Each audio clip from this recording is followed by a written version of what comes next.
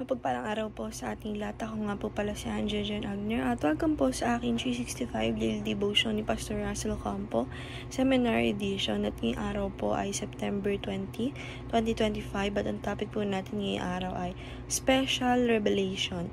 Ano ang laman ng iyong puso? And yung scripture po natin ngayong araw is Hebrews chapter 1 verse 1 to 3 and yung sabi po dito sa ating concept na Special Revelation. Special revelation is God's direct communication of His truth to specific people and specific times, culminating in the scriptures.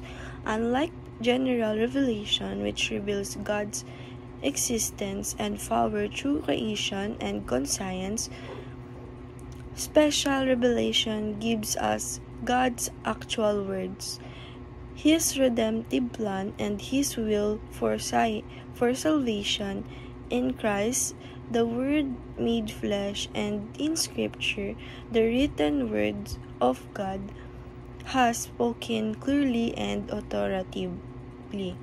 And yung sabi po dito sa ating Scripture na Hebrews chapter 1 verse 1 to 3, and yung sabi po dito na God's final word, His Son. In the past, God spoke to our ancestors through the prophets of many times and its various way. But in these last days, He has spoken to us by His Son, whom He appointed heir of all things, and through whom also He made the universe.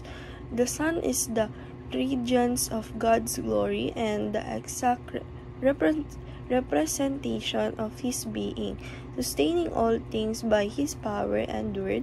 After He had provided purification for sins, He sat down at the right hand of the Majesty in heaven. And sabi po dito sa ating teaching na, yung tatlong teaching natin, if you have God's special revelation, number 1, you have truly know God, know Christ. Sabi po dito na yung God's special revelation is ito po yung pagkakakilala natin talaga ng truly know natin yung ating Panginoong Hesukristo. And teaching number 2, you have a generated heart.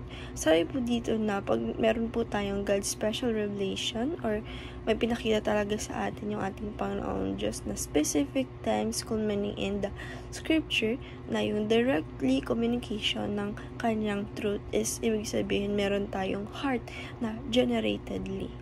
And teaching number 3, you have acquired through knowledge. Sabi po dito na God's special revelation is nagpapakita ito na tayo ay may true knowledge na kilala natin talaga ang ating Panginoong Hesukristo. And ito ay tama para sa Kanya. And the application number 1, understand that you are set apart. Sabi po dito na apply po natin sa sarili natin or sa life natin na yung God's special revelation is ito yung pag-iintindi natin na tayo ay dapat na set apart, na nandun tayo sa part na dapat nakilala natin and may true knowledge tayo sa ating Panginoong Hesukristo. And application number 2, uncover your hearts through treasure.